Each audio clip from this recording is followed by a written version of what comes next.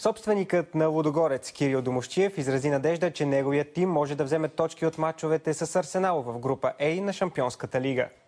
Арсенал показва и някакви колебания в Европа в началото на турнирите, така че дава шанси на отбори като нашия да взимат точки. Арсенал беше един от отборите, които исках да се срещнем. Базел малко сме си омръзнали вече, но явно такава е съдбата. ПСЖ не беше отбора, който желаях да ми се падне.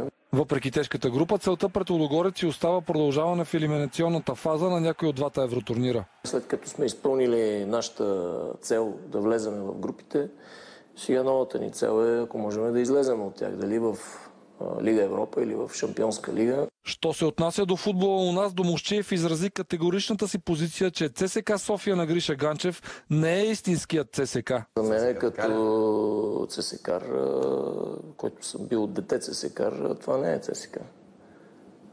А кое е ЦСКА? Има ли вече ЦСКА? ЦСКА е това дружество, което в момента е в фалит и в крайна сметка един ден може би ЦСКА ще е това, което ще припознават феновете.